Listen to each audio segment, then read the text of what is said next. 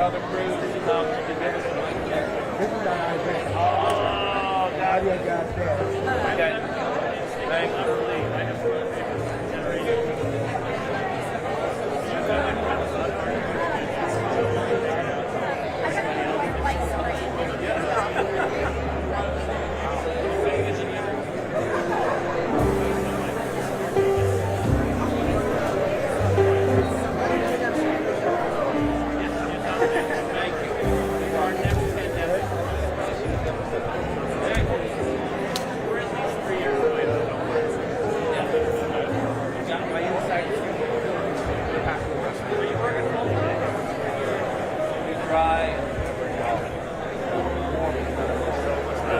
Less chaotic than Monday. Yeah, oh my God, that was a challenge.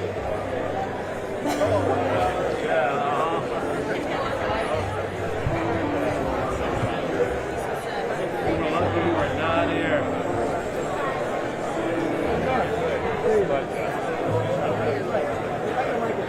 It's not you.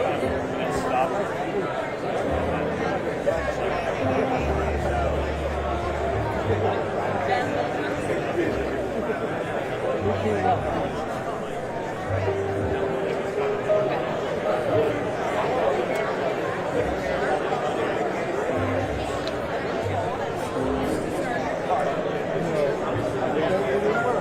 Yeah, it just wasn't.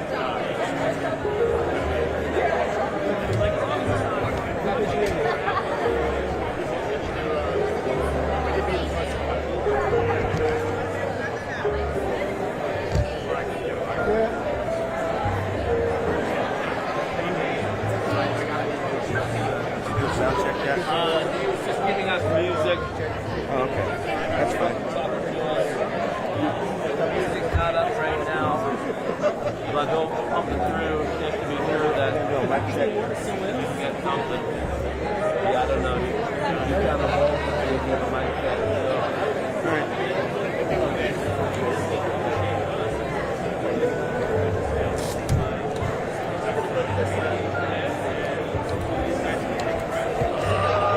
Let's see.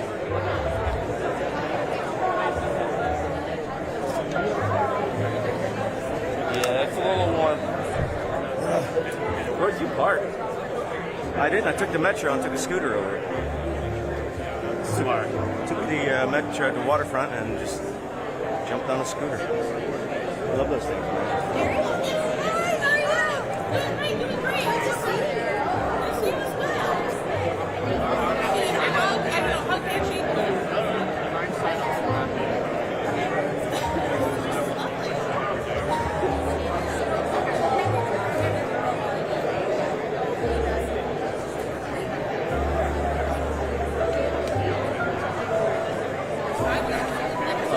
Let's see.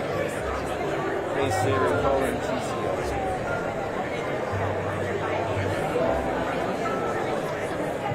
Yeah, if you want to lean on the audio, you got to give us a mic. Yeah. Sorry. I've already asked him once, and he balked at it. I don't know why. But I don't want to get shit audio. I mean, I know we have music. Hey, love you too. Already, but I just wanted to get those. Okay, awesome. Thank you so much.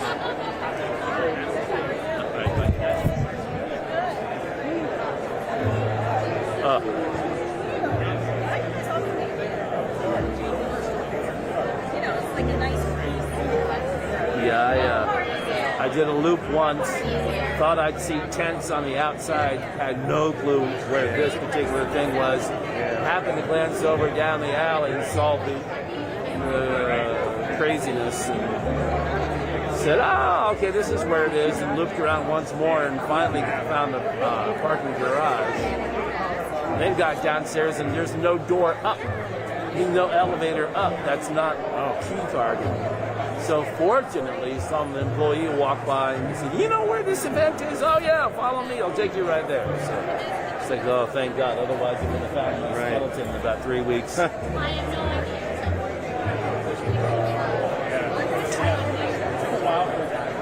How the kids? They're not kids They're anymore. not kids, man. They're all grown up, baby.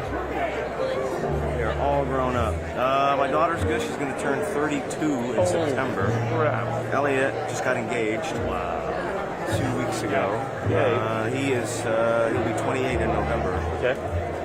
He lives over in Alexandria. My daughter, I just saw my daughter a couple weeks ago. Went down and she was in Stanton. Spent a couple days out there, like pre-Father's Day stuff. Nice. They actually like you still? Yeah, so my daughter will get her PhD this year from UVA. Yep. Excuse me. Howdy, howdy.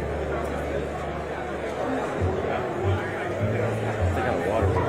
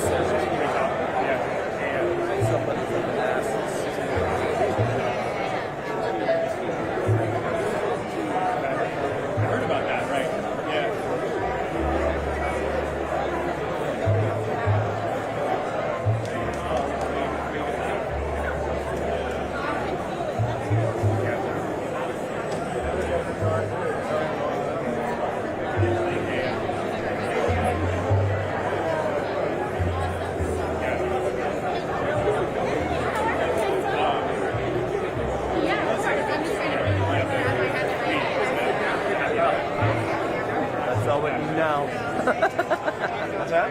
That's all we need now is the sun to come out.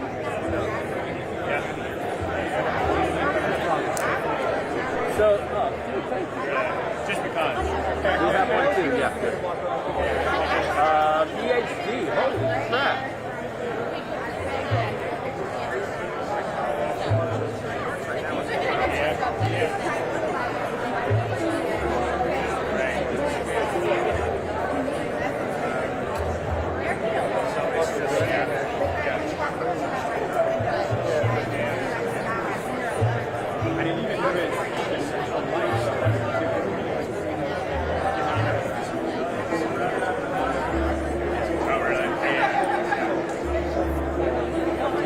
Next time you see her, especially in things. What are you guys up to? Hey, brother. How's it going, sir? It wasn't a long trip for you, though. You could just come right on over. You know what they did? I was going in the studio. I got 35 minutes out. And I was halfway up there. Did something happen on the railroad? Did you really park or something? Okay. Got it. My wife is on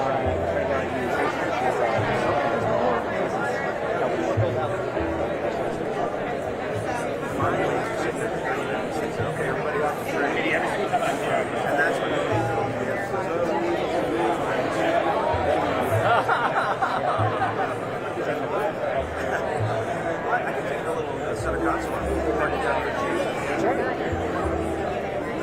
are you?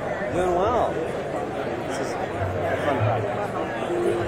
Now, you remember back when we were doing the Valleyfield Tuck. Remember the fight we had for the road? So you know the road that is on Valleyfield? The road just a huge fight I had.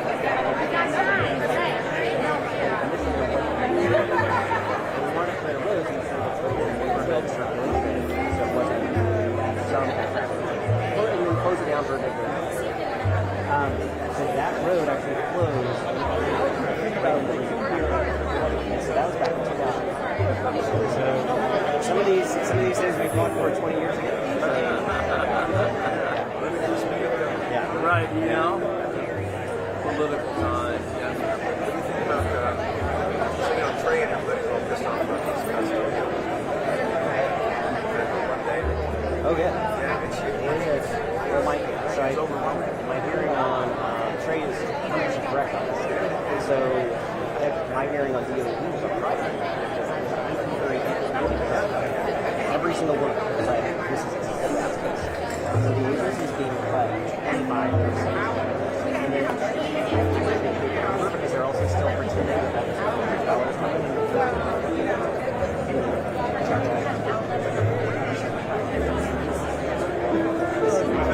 So we're trying to figure out how to put it all back together. Trade, for example, 25 cents a day.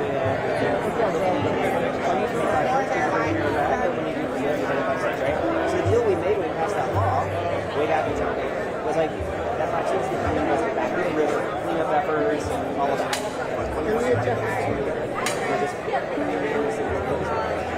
It's like a broken promise. And now it's just a process. So, you want to talk about I'm happy to talk about it,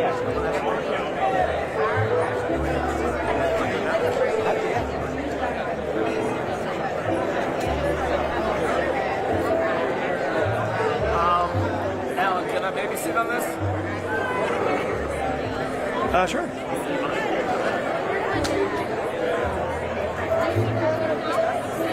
So let's make it easy. What should say? So video.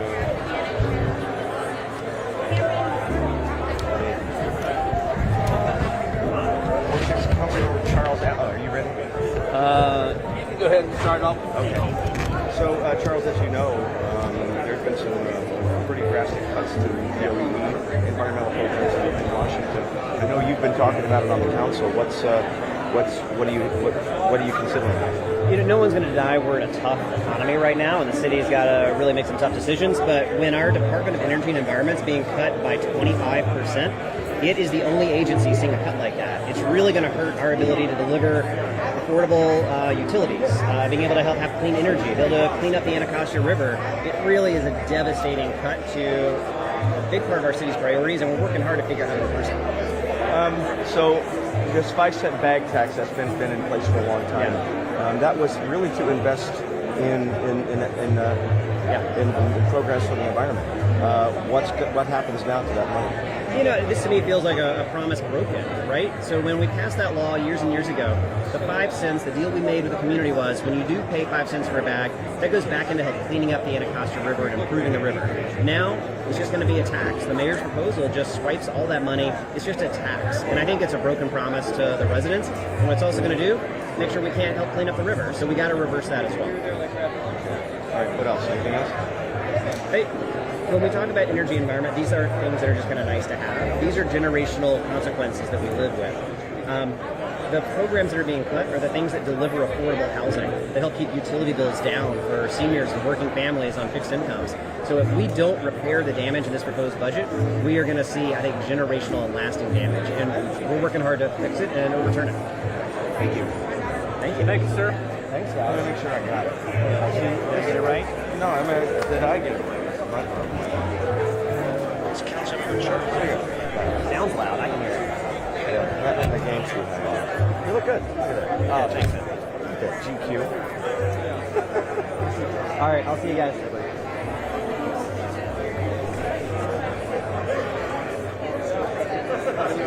Oh shit. So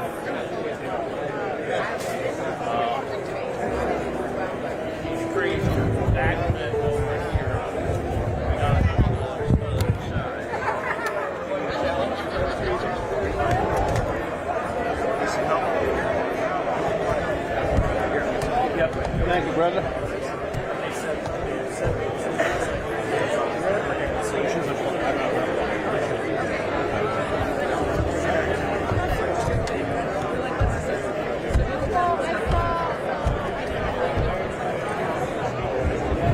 That sun is changing. The sun came out. Check this out. I can feel the reflection from the sun. I can feel the heat blowing in.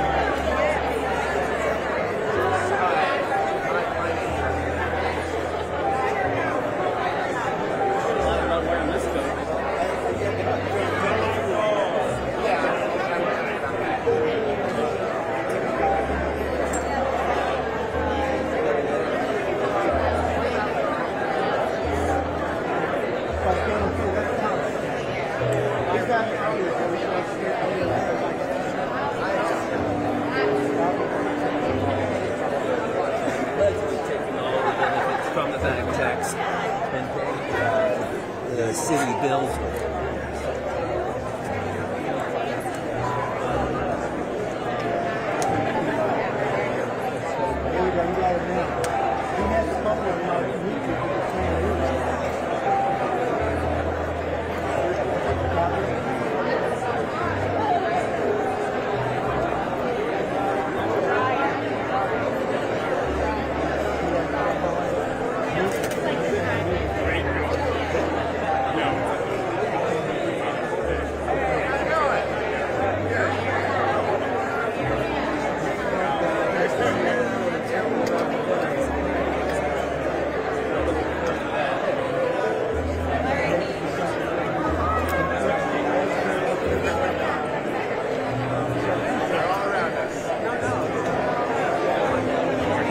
Pastor him for a mic check, that would be great. I asked him and he blew me off. He piped in music and you can hear music when he turns it on, but he's not interested in doing a mic check.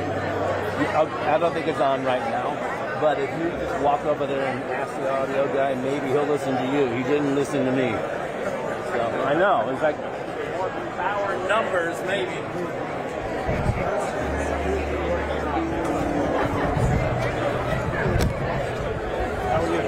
How are you? I'm okay. Shorts on.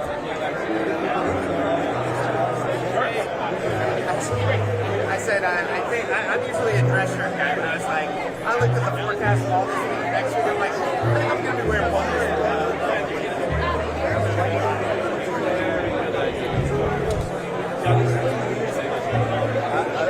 asked him what he doing with the mic. He's like, all right, but he didn't seem to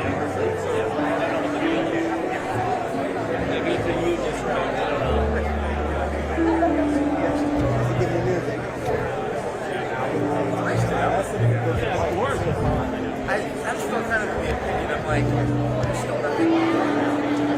Yeah, no, you're right. Is it on? I can flag.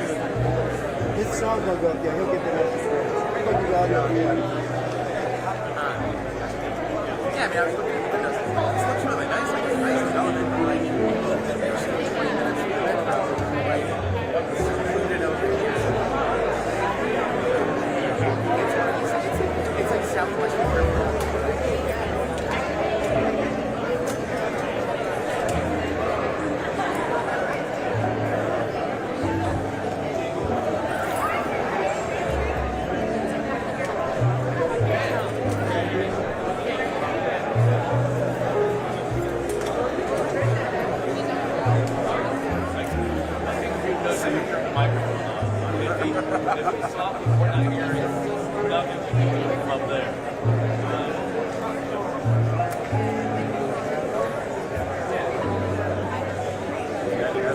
3,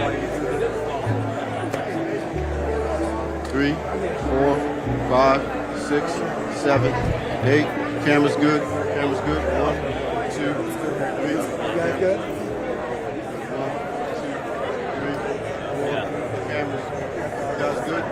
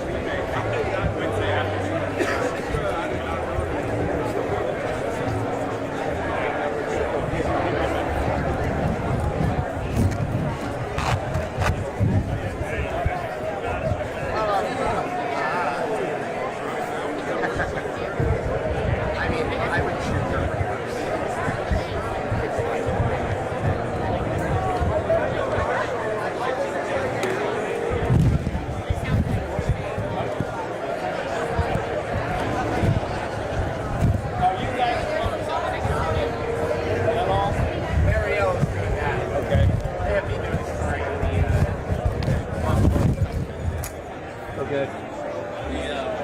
Thank you. See, I knew David. David's the kind of guy that would throw his jacket down for a guy like me to cover up the blood.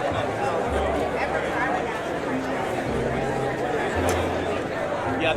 My desk wants me to ask about the curfew. So that's what I said I'm going to be asking you about. Okay. You are going to ask? Yeah. Oh, okay. Beautiful. That's really it. I'm sure I'm going to ask you about the curfew and then ice cream. Yeah, right. But she's like, here's what we do. Right, yeah. Take you to the tour after. Oh, well.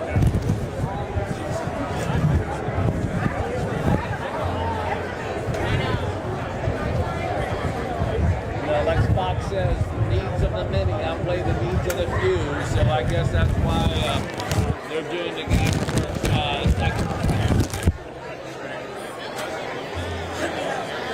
what's going on?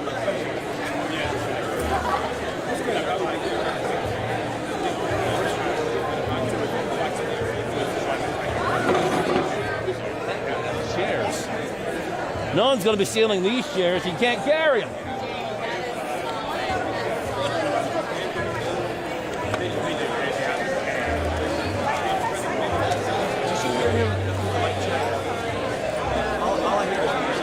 You know, right now there's music. He killed the mic, but it sounded clean. Oh, I hear you.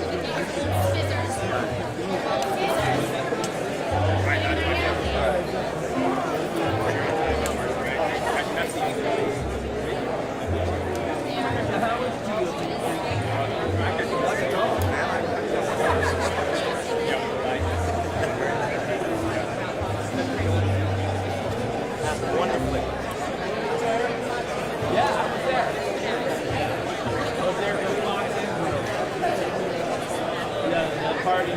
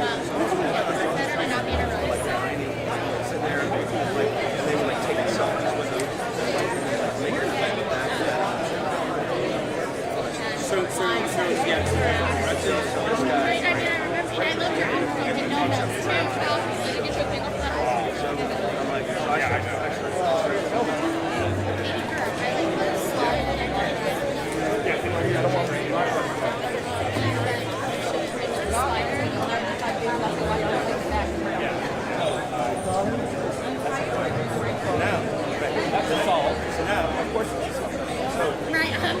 he grabbed me by the neck with one hand, and tried to hold my phone out of my hand. Now he's going to touch the cop. He saw everything. And they were.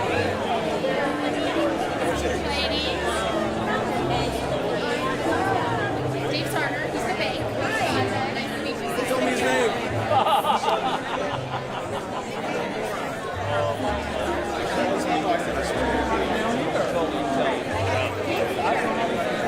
Right back and forth on the shoulder.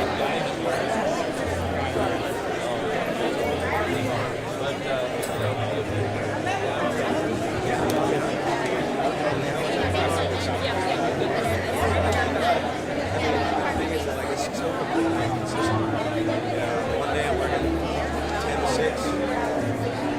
And Saturday I'm working overtime. Which, I mean, I can't complain. Oh,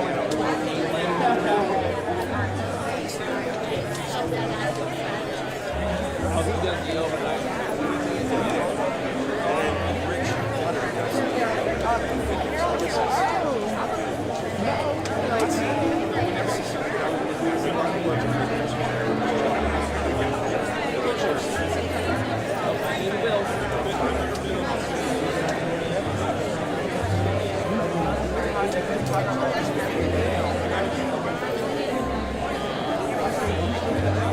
You scared me when you went, your eyes went north and skyward. It's like, what am I missing? I'm just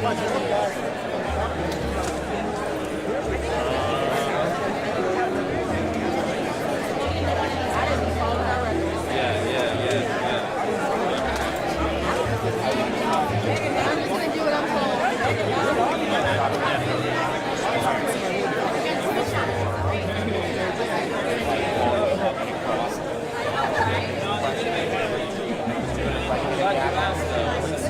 Now they'll have more of an idea of their eyes skyward. Have you heard of REGA on you get to see the movie? I want the power down. It's reduced. Yeah. You wanna? Oh, sweet. Yeah. Oh, it is Chad. Maybe we should. Oh, yeah.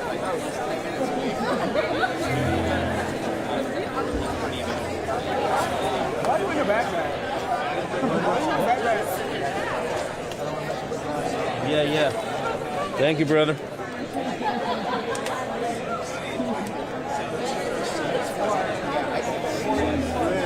Awesome. Thank you.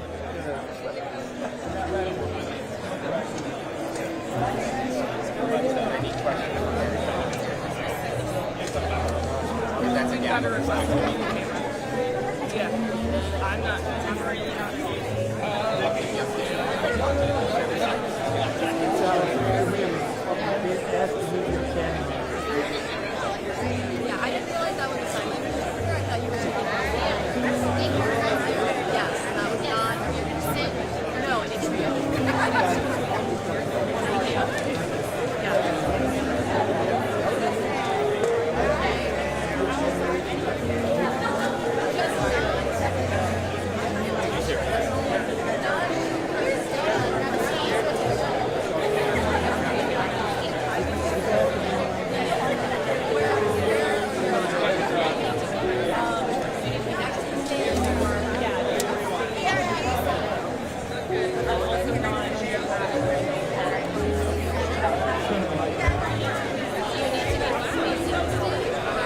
Like, I guess, like, gravity rotates you to be standing in the shade there. That's a definite possibility. Yeah.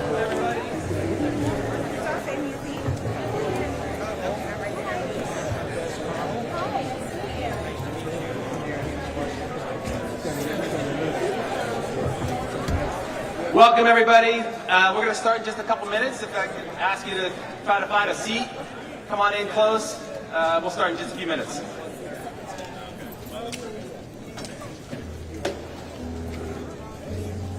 Keep talking for the next few minutes.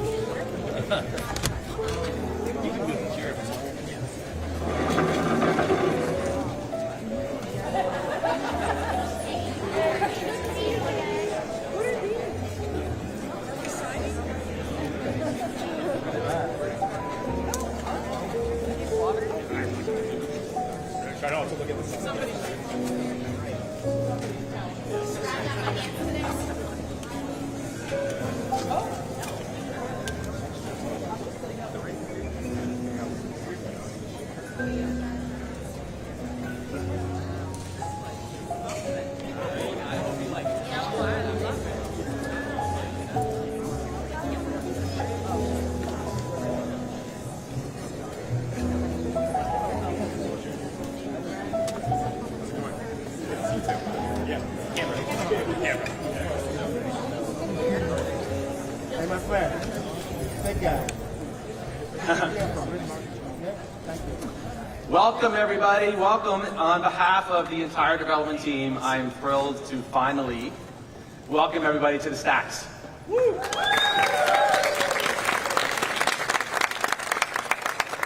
I say finally because, as many of you know, we have been at this for quite a long time.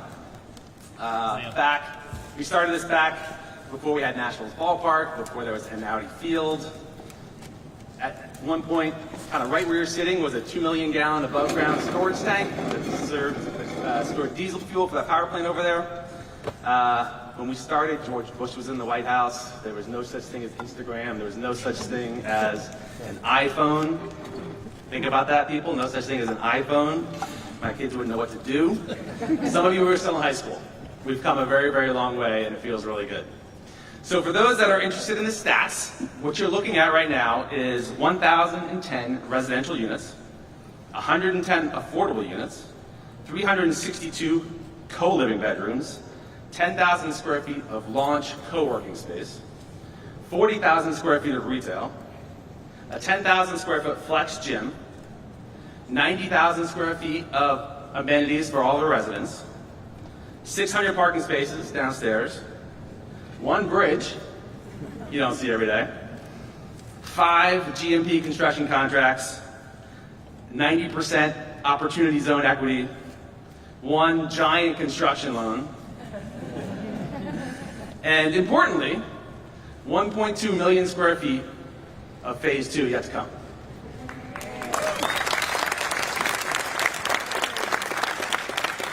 So let me start by thanking Mayor Buzzard, Councilmember Allen for being here today, but not only for that, but for your vision of what Buzzard Point could be when you invested in Audi Field, Nationals Ballpark, South Capitol Street Bridge, even this project that we're sitting in today.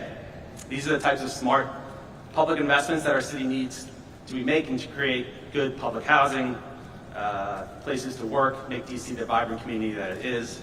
I see my bid director here who would be very angry at me if I didn't say that in the Capitol Riverfront where we sit right now, there's only 2% of the district's land area. Yet we account for 10% of the DC tax revenue. That's amazing, and that's a function of all the investment that's happened, both public and private, in this neighborhood. I'm told I have to keep this very brief, so I will. I want to say we're very grateful for our investment partners. It's been a big investment, starting with Bridge Investment Group, who started our Opportunity Zone financing here, National Real Estate Advisors, Blue Coast Capital, Bank OZK. Your belief in the site and your trust in our team was fundamental to make this project work. Thank you for your continued trust and partnership. We don't take that for granted. We know we have to earn that every day, and we will continue to do so going forward. To our design and construction teams, been a bit of a ride, I know. Clark, Gensler, MA, ECA, Handel, West 8, Lean Associates, and many, many, many, many more. We ask you to think about this project a little differently. First life, then spaces, then buildings. because the other way never works. You committed to that mantra, you bought into that mantra, and I think we created a development here that will age well as life happens here. I think the Stacks will truly look better 10 years from now than it does today as it patinas and people live it. For the design and construction teams, the people that were working, laying bricks, putting these pavers down, putting the plants in, you should be really proud of the work that you've done here. You can look around, we appreciate it. Your commitment to excellence is not overlooked here, so thank you. And finally, to our Acreage and National Development team. I say team, not teams. We've worked together now for 6 years, and it's one team. It's been a great marriage. You are the people that led this project through the twists and turns of a complicated zoning process, 72-person remote design meetings, runaway inflation, interest rate spikes, underground tunnels, a baby osprey nest, 5 budgets rolling up into one. Thank you, Brad Pearson, wherever you are. You're amazing. Your resilience and your commitment to this project is remarkable. Projects like this are not built by companies, they're built by people. And I am in awe of the team that built this. You guys are amazing. You're the best in the world, and I'm honored to work with you guys every day.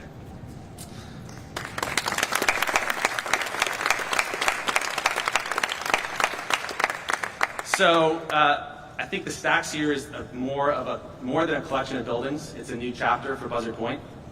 We always believed, even back in 2005, that this corner of the city could be something special. And now I believe that it is. I look forward to watching how people interact here, how people use it, how people live it, how people connect with it. I hope they find it as special a place as I do and a lot of the people out here do. So as I said earlier, a project like this is only possible with the vision and investment of a very strong leader. We have a lot of those here today out in the audience, but we have one in particular that for over 10 years has been on the front line of attracting investment to the city, navigating market and political turmoil, making the city a safer and more vibrant place to live and work. I'd like to thank her again for her investment in Buzzard Point and in this project. And if she'd like to, I'd love to invite Mayor Buzzard up for a few words.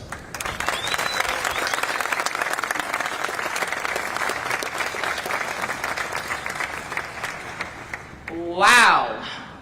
This place is incredible, and I am delighted to be here to wish everybody a good morning and congratulations to all the teams involved in Acreage, National Real Estate Development, the Bridge Investment Group, and Blue Coast Capital. I'm here with Deputy Mayor Nina Albert, who has the big task of making sure that we are not only helping to deliver great projects like this, but diversifying and growing the district's economy. Also, your council member, Charles Allen, who's here, who I know that he has followed this project with great interest as well. I literally can't recognize the place. And that is a great compliment to everybody who thought about a corner of the city. I was being interviewed by Tom Sherwood on Kojo many years ago. And he was talking to me about Buzzard Point. And he called it the God-forsaken Buzzard Point. To which I told him, God has forsaken no part of the District of Columbia. And we have since worked together to bring just opportunity here. I think you have demonstrated what an opportunity zone can do. We think opportunity zones can be used for all of the District of Columbia. We know as well that they have helped us at the MLK Gateway, at the Bridge District, at Park Kennedy, and we know that the government can't build housing and transform spaces alone, and opportunity zones have been an incredible tool for us to use. When we first decided to build the soccer stadium here, this was industrial and undeveloped land with a power plant, as has been mentioned, as the landmark. But we also knew that it had great potential, and I've shared this before, that our commitment to helping get the soccer stadium here was the district being the first in, the first big investor, the first aggregator of land, the first to build infrastructure so that we could be here today. We opened Audi Field, and since then, this neighborhood has grown quickly, and that growth has been fueled by people wanting to be here. And with the Stacks, we deliver another mixed-use neighborhood with thousands of homes near 2 stadiums and on the water. And that means more people living, visiting, and paying taxes in the best city in the world. But we know that developments like this one don't happen by accident. You have to have the conditions to give people a reason to come here. And in the Capitol Riverfront, it was Nats Park. Here at Buzzard Point, it was Audi Field, which is now home, of course, to DC United, but also the Washington Spirit and the new UFL champions, the DC Defenders. But before Audi Field could take shape, as I mentioned, we were first in. We acquired the land, we prepared the site, and we invested many millions of dollars in utility relocation and installation and environmental remediation. So in both neighborhoods, you can see we've been able to spur more development faster than in other parts of the city. So you probably know where I'm going with this. We have another great opportunity, 180 acres on the Anacostia, also in need of a big district investment and for the district to be first in. And so we look forward to more great sports investment stories like here at Buzzard Point.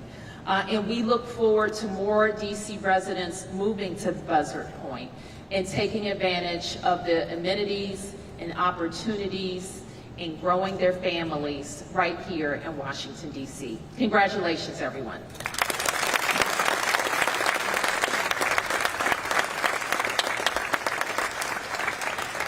And I think I have the pleasure of introducing Alex Jugan from Stacks Development.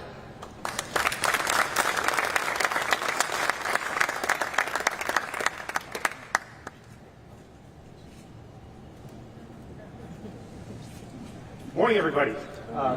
Fantastic opportunity to be with everyone. It's amazing development today. So thank you all for being here, and thank you, Mayor Buzzard, for your words. Rewind about 4 or 5 years ago, 2021. I'm with Bridge Investment Group, and we are based out of Salt Lake City, Utah. And the Anchorage and the national team came to us with this idea for an investment for the Stacks, which we hadn't heard about it at this point. And they came to us, and they pitched us on what was going to be here. And it took us back a little bit at first. We said, you want to build how many units? You need to do how much money on this?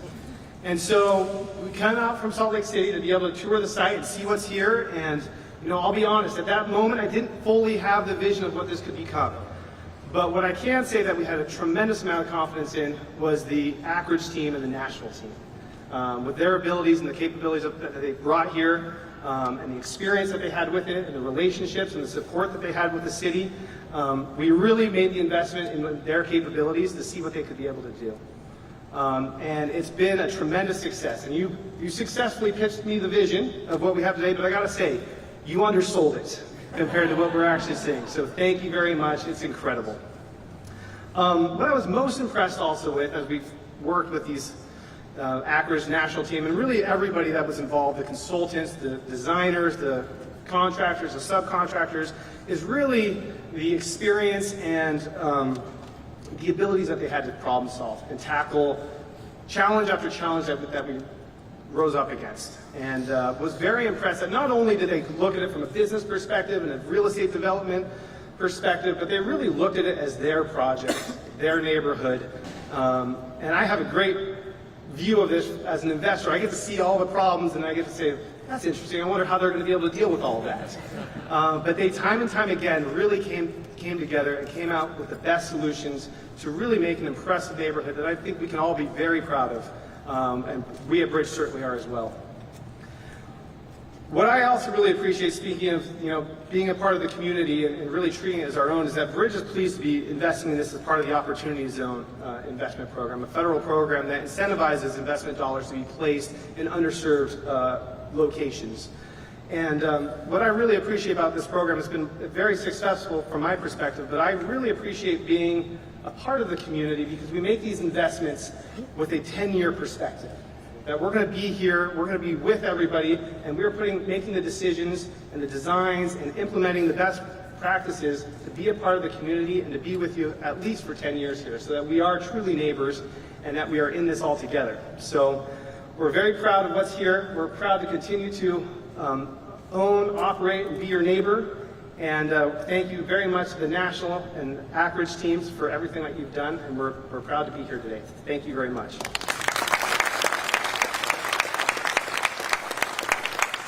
But enough for me at this point. I'd like to turn it over to Councilmember Charles Allen for a few words, please.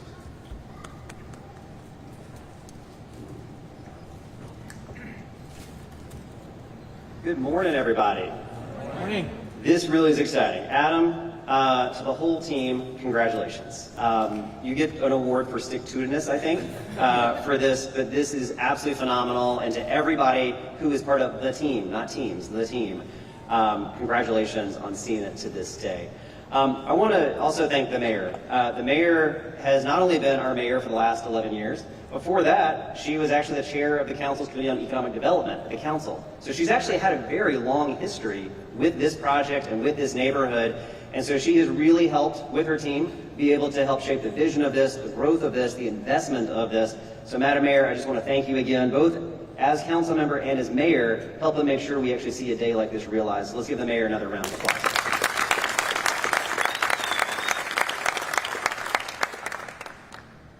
As the council member for Southwest and Buzzard Point, I am thrilled, and I have my own long history with this. I think when Adam and Matt and everybody else kind of first started sharing this vision, not my first rodeo. Usually when they show you the pictures of what the vision is, when you actually come cut the ribbon, it may look a little different. This looks even better. And so they really, I think this project starts with just an incredible vision of what could be created in this space. And I want to highlight two big items that I think really help deliver a space that is going to make this a destination and a place that people want to call home. The first is the incredible vision and thoughtfulness that went into this design. We're all walking around this space, but as I walk down this, I feel like I'm in a neighborhood that has been here for a long time. A lot of intentionality went into this to build the first 30 feet in a way that I really feel like I'm part of a small neighborhood, but I get the density that's going to make it work. But this didn't come cheap, it didn't come easy, and I really have got to give a hats off to the entire Akridge team and to every designer and architect and everybody who did this, and to the team that helped finance it. That you bought into the vision. This is a special space that is going to be just a draw for our entire city. And then for anybody who has not gone up to the roof yet, I strongly encourage you to do so, because you will see, hands down, the best views of our water and our rivers that you can find in all of DC. From the corner, you can look down across the river and you will see both the Anacostia, the Washington Channel, and the Potomac. There's no other place where you can really experience that. And so it is beautiful. Cities across America walled off our rivers from our cities, and DC has been bringing that back and reconnecting that. And it takes projects like this that help people remember we are a city on two rivers that brings the water and the rivers back into our lives. And Adam shared with me too, the residential leasing is really picking up, and I'm not surprised by that. Because when people come down here and see where they can live and what they can call home, it is just phenomenal. So I'm really, really excited for that. So congratulations again. I can't wait to have my first community meeting in the room, and I'm going to have a lot of residents, but I'm so excited to have a lot more Ward 6 residents who are going to be calling Buzzard Point home. So thank you and congratulations. It's now also my honor, again, to continue the number of people and the team that's helped make this happen, to bring up Katie Hartley to bring us some additional remarks, and I think also help close us out. Katie.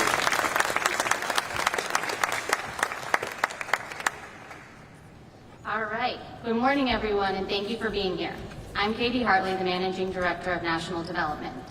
It's an incredible moment to stand here alongside Mayor Bowser, Nina Albert, and Councilmember Allen. National Real Estate Advisors, our parent company who manages funds on behalf of the IBEW and NECA, and our partners, Ackridge, Blue Coast Capital, Bridge Investment Group, and Banco ZK. And so many of you who played a part in bringing the stacks to life. Over 1 million square feet of new development. It's a striking figure. And when you look around, you see the scale of what's been built. The architecture, the attention to details, the physical transformation of Buzzard Point. But today I want to reflect on something less visible and in many ways more powerful. The people and relationships that made all of this possible. This project was never just about buildings. From the very beginning, the vision was simple and profound. People beget people. We believed if we could create a place where people want to be, thoughtfully designed, connected to the city, rooted in character and creativity, that people would bring others. That human momentum is what will make the stacks a living, breathing part of Buzzard Point for generations. It's also about the long-standing relationships and partnerships between developers, architects, engineers, consultants, and contractors. Teams that have worked side by side, day after day, year after year, solving problems, sharing ideas, and pushing towards that common goal. But now it's about what comes next, as this place comes alive with residents, small business owners, restaurateurs, artists, and visitors who will make the stacks their home, their livelihood, and their community. We often think of development as something we build, but it's also something we nurture. And that takes trust, patience, creativity, and a deep belief in what's possible. Those values have been the foundation of this project every step of the way. So while today we cut the ribbon and unveil the stacks, what we're really celebrating is the beginning of a new chapter, one defined not by square footage, but by human connection. This is a place for people, for gathering, for living and working, and imagining the future of this city.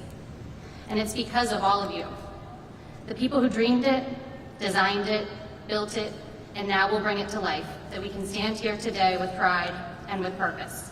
So thank you, and welcome to the stacks. Okay, just a few final housekeeping items, if you will. There's a ribbon on everybody's seat, and if you would be so kind and follow the little instruction card, we would love to have your ribbons. We're going to put those together to have as an art piece for the project going forward. And then we are also happy to take anybody on a tour that would like to see more of the project. You can sort of queue up over there, and members of the development team would be happy to take you around after we cut the ribbon and take a few pictures. So thank you.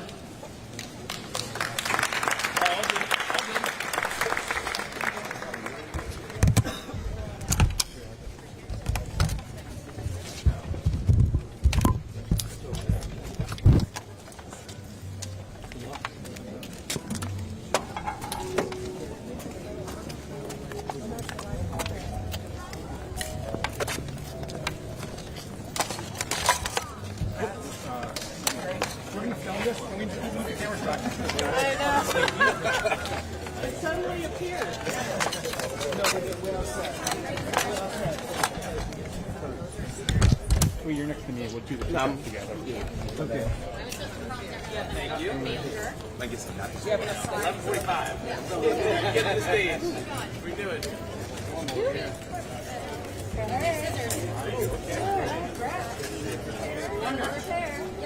All right, so everyone, if I could just give a little bit of instructions, please. We're going to do a couple of pose shots. We're going to ask the sitters out, just position over the ribbon, but don't cut yet, please, everyone. And everyone look straight forward to the cameras. First for me, then to the mayor's photographer lead right here, and then to the people behind us, please. Thank you. Start with me first, please. 3, 2. Don't cut yet, please, everyone. Thank you, thank you. To the mayor's photographer right here, please. Thank you. And behind us, everyone. Okay. All right. On 3, 2, 1. On 1, everyone, please cut them. Thank you. On 3, 2, cut everyone, please. Everyone look there. Yep, perfect.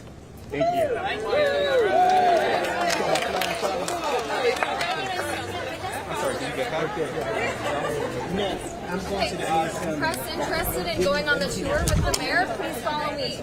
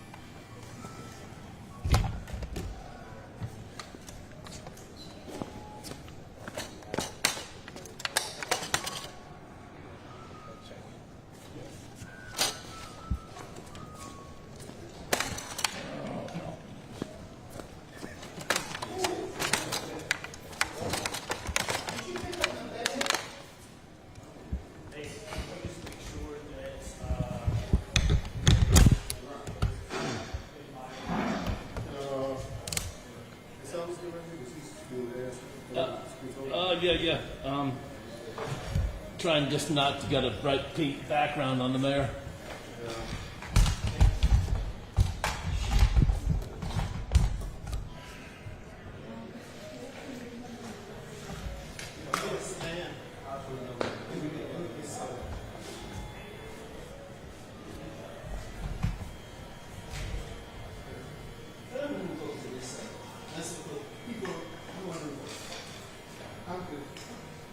That's good.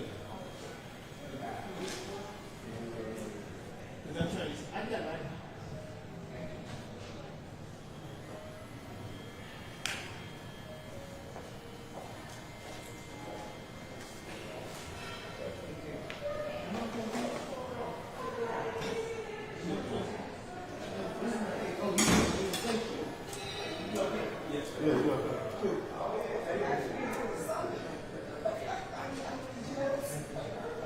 it's beginning to feel like an M&M. It's causing a big shout. What? Who? I can fix that. You want me to move it behind? Where? Let's see if I can get that shot. If I move it behind, it'll be fine. To 8. Just raise the lights. I don't see a shadow. I see it in my camera. I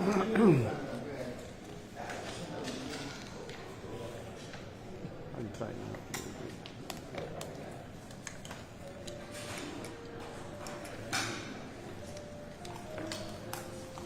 Hey, Dion, you want to come in hot? Or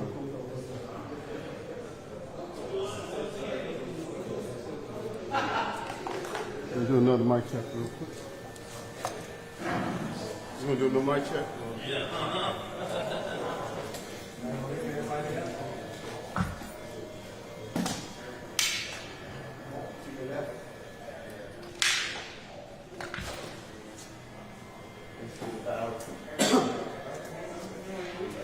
Good. I get some of the green leafy in there. Always. Yep. We're all one family out here.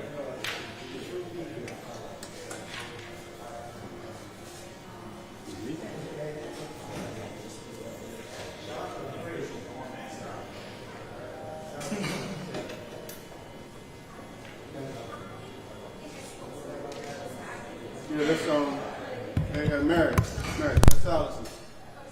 Thank you. That's Allison. Yeah. Hey, Sean, say a few words. Few words. 1, 2, 3, Yeah. 4, 5, 6. That one's original. 8, 9, 10. Hold on. 1, 2, 3, 4, 5, 6. And she'll speak it That's louder 8. than you do. David, tell him we got his bag. We got his bag.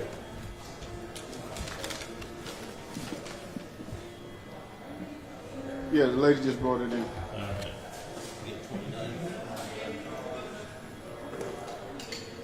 Who Nelson go?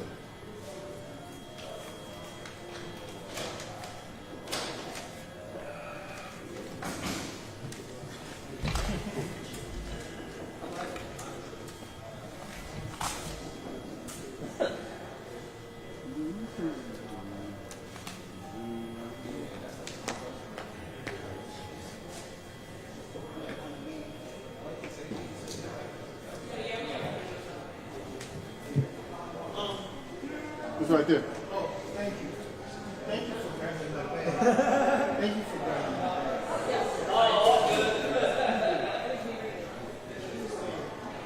Oh, I'm so sorry. I'm so sorry. That's a very big bag. Thank you. Hey Nelson, your feet. Huh? Your feet on your tripod and not flat. Yeah. No.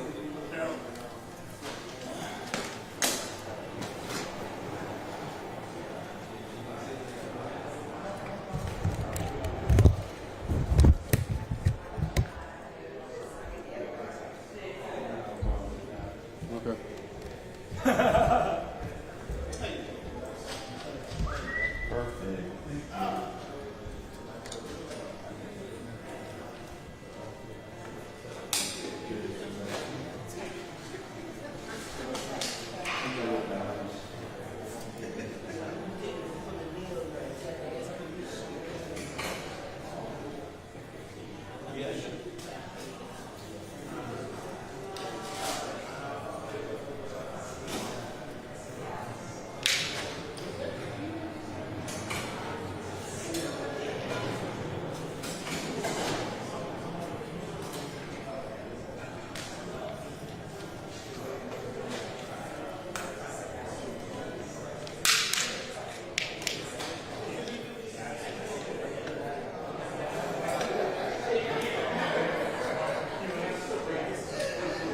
Podium check. 1, 2, 3, 4, 5, 6, 7, 8, 9, 10. Check. 1, 2, 3, 4.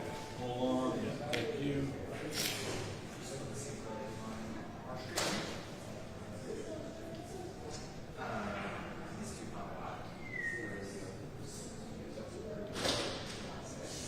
Thanks, bud. All right, you're on. Appreciate it.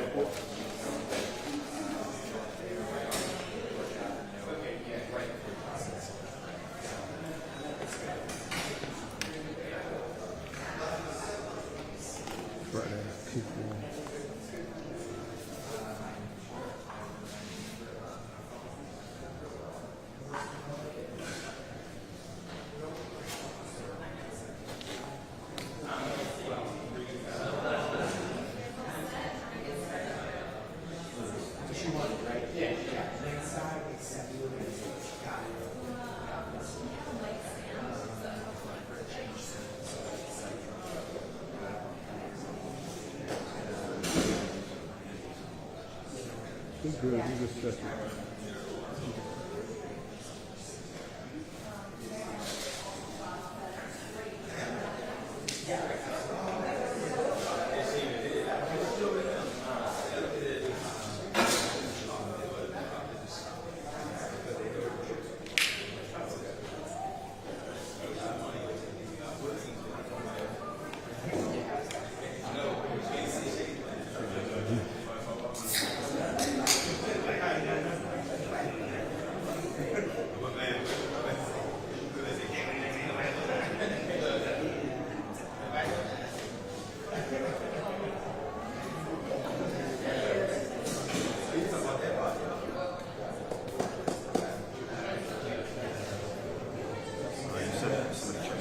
Yeah, I did already.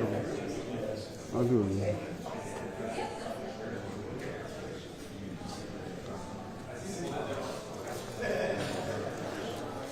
Check, check, 1, 2, 3, 4, 5, 6, 7, 8, 9, 10. Check, 1, 2, 3.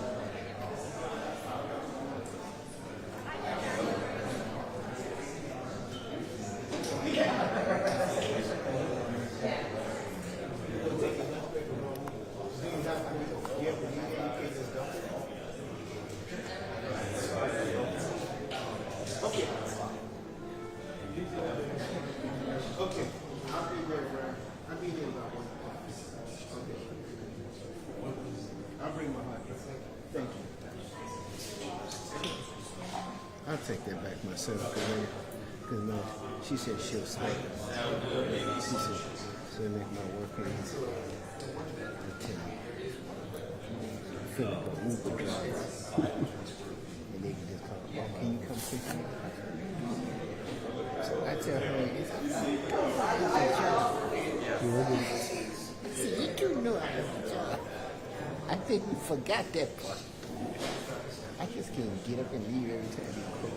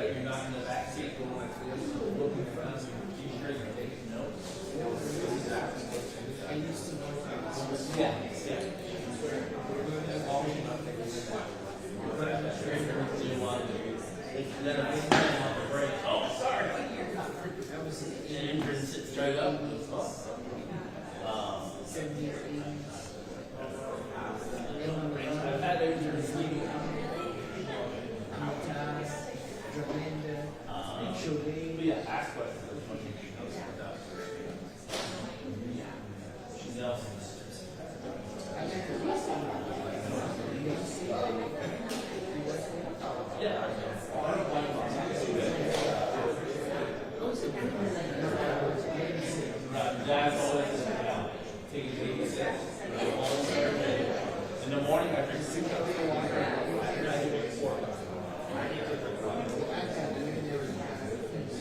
I find that in water, I sip water, your body's not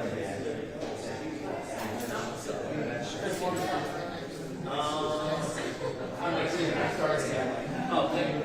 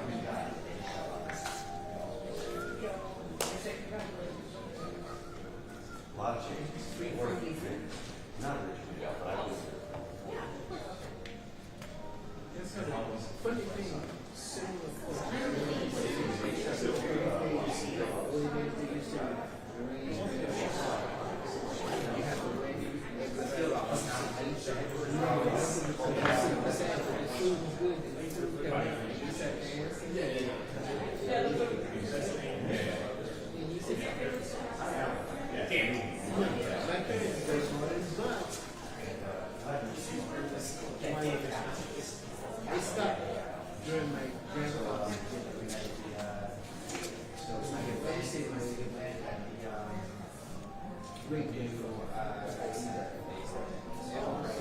my grandfather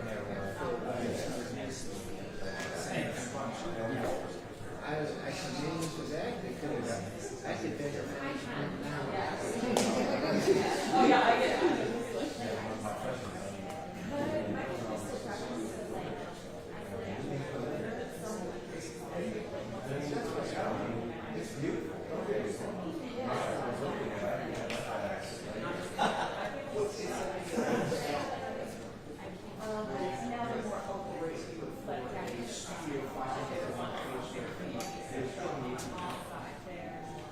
Observation.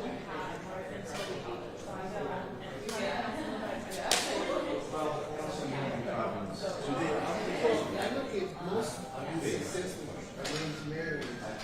They still do they actually people that had people a couple of years.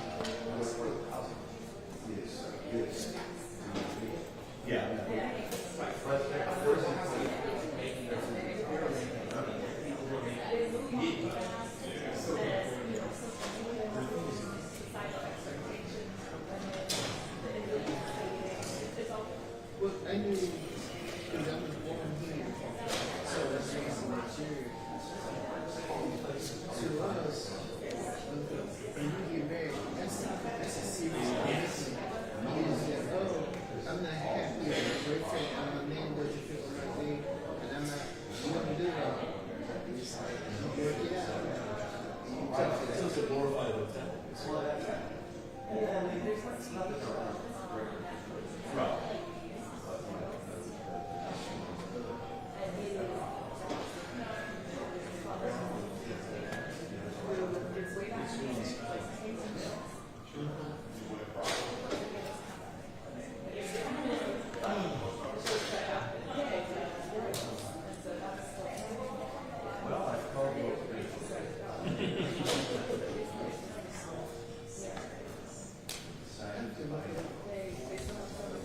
Are you serious?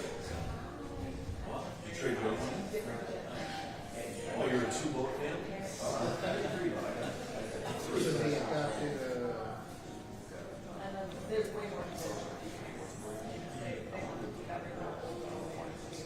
No, we were just talking about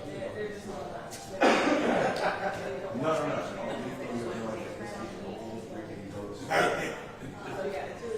It's like a 63 Carolina.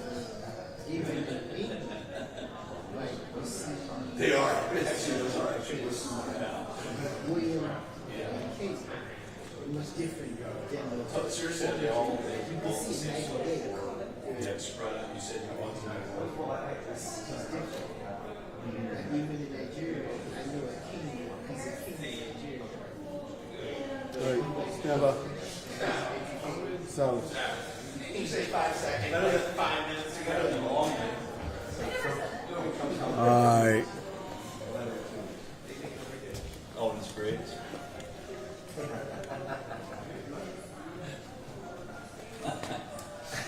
Taxes. All right, how am I going to do this?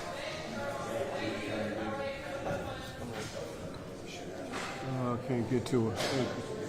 Let her know I'm not doing this. She can get there.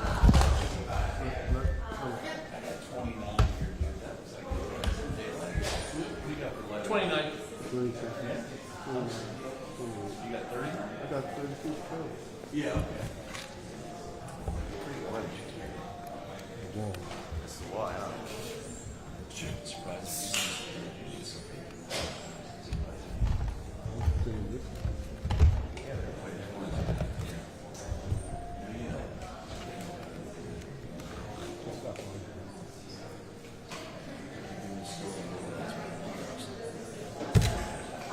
Big pretty piece of just put a big legal graph.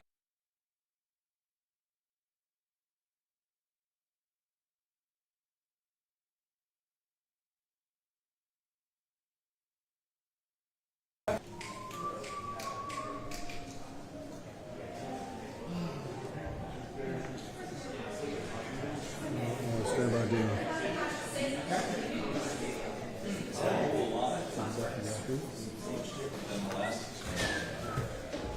Okay, any questions?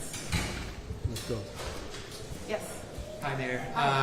David Kaplan with Fox 5 here. Quick on topic, you made a reference to wanting to see a similar development along the Anacostia River as we're talking about here. A whole neighborhood built up near a stadium. What'd you learn from this project that you think could potentially streamline a 2030 home game at the RFK site should all this happen? Well, I think what this demonstrates is the district's kind of anchor investment, and it was substantial, and it brought us a beautiful stadium. We've had at least one championship team there, and probably on the way to others. What we also know about this is that it's not big enough for a World Cup. And so it's still a key part of our kind of portfolio of venues. But it doesn't fill all of our soccer needs. So that's key. Another thing that's key is that there was a master developer, and that the connectivity between the sports stadium and the residential housing has been beneficial to getting this delivered. And if I could just ask one off topic regarding your letter to council and the bill that you're hoping to see passed with juvenile curfew lasting throughout the summer. Can you please just talk about why you felt it was so important to push this legislation, and then on the tail end of that, just do you feel that there's enough in the district right now to programming wise to encourage juveniles to attend? Some may see your request as sort of a sign that maybe there isn't enough, and that extraordinary measures need to be available to police. We're not just talking about activity. We're talking about some pretty aberrant behavior. Let me just make it plain. We're not talking about kids that they might be at a dance, but instead they're taking over a Chipotle and are doing some pretty destructive things inside. So I think parents would be pretty shocked by the behavior that we have observed for children. And certainly we have a lot of activities available, but we also want families and young people to think about what they're doing, think about their behavior. And I don't think any of them would be proud if some of these, well, maybe they would, I'm not going to say, but I wouldn't be proud to have, to see what I've seen in some of these establishments, because kids have decided that it was fun to take them over. And more than that, it is disruptive to all the investments that we make in great spaces, and people who want to just enjoy those spaces need to know that they will be safe. Dan O'Hammer with DC News Now. Just on that topic as well, when I know this is structured in the sense of those drug-free zones that we had. I know in the past summers when there was more targeted enforcement of the curfew, there weren't all that many, maybe like 4 or 5 a night that were taken into DYRS. But in terms of stopping these kids, especially now that it's 17 and under, not under 17, is there any concern of police just stopping people on the street? Are they going to be asking for IDs? How is this going to work in that sense? Well, we've already seen, and we have seen how it's been working at the wharf, because the wharf has instituted a curfew that's actually earlier. I think the other kind of elements of the curfew would be similar to what I have proposed. So we've seen how it works, and mostly what we see, actually, when kids know what the curfew is, they abide by it and they disperse and leave. And so I think that is our expectation in this case, not that we would be taking a lot of kids in. And just one more thing, kind of on this topic, if you will, talking about the Club World Cup starting tonight over at Audi Field. Just in terms of economic development, obviously, international eyes on DC. How does this project help with that? And also, how are you viewing this as international events coming to DC? We're thrilled about it.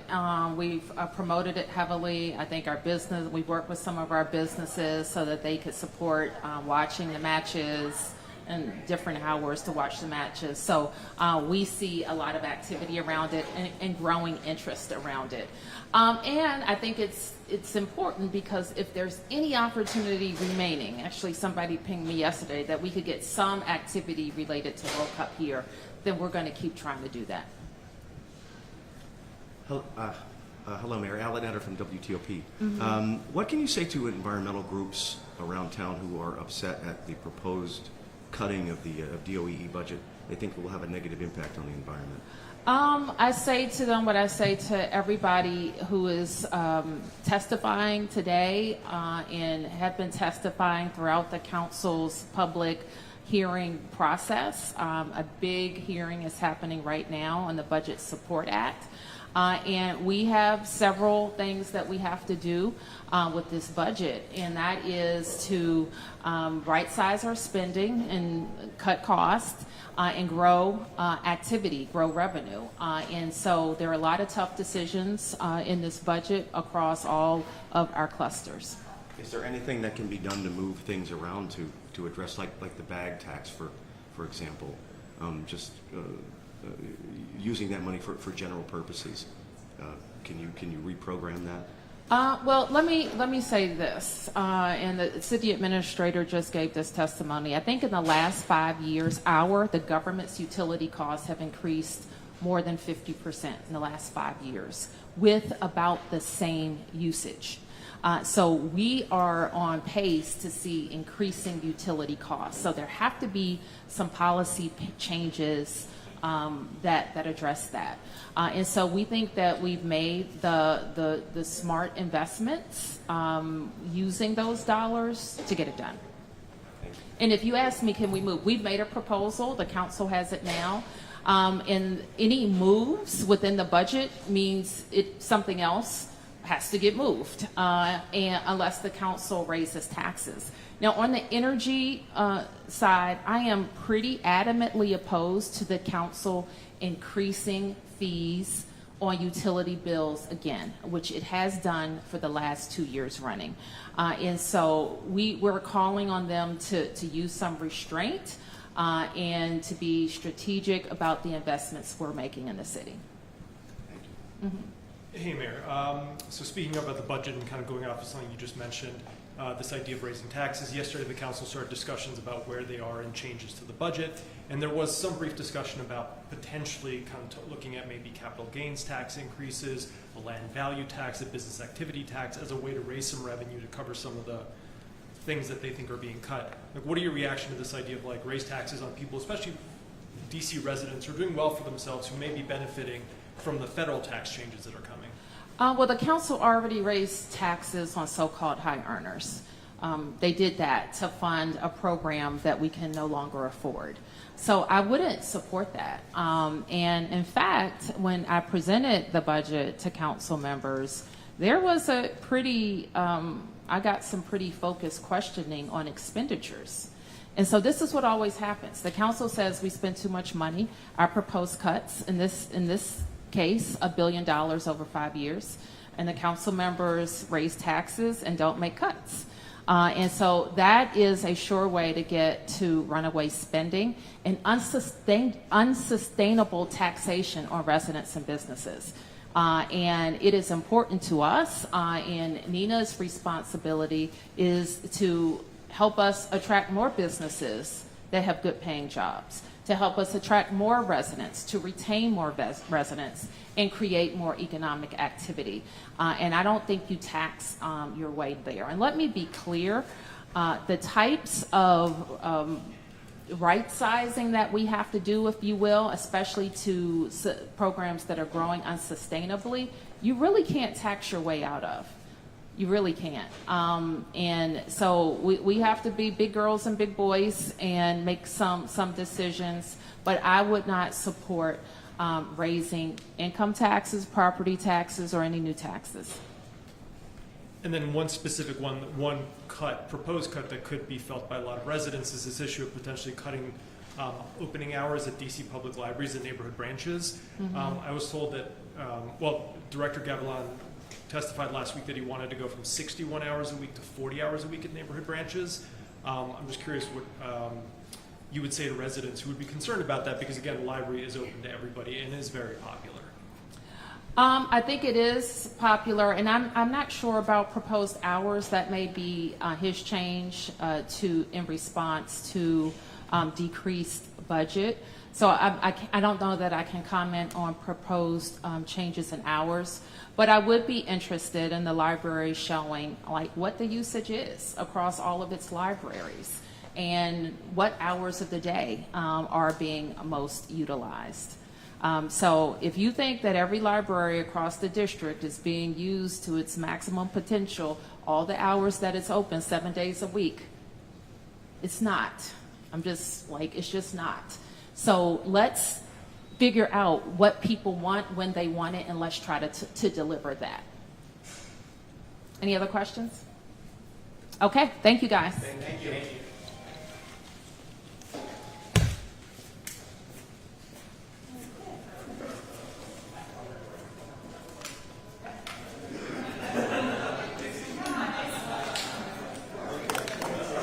So, did you hear her in the beginning? Yeah. Nothing.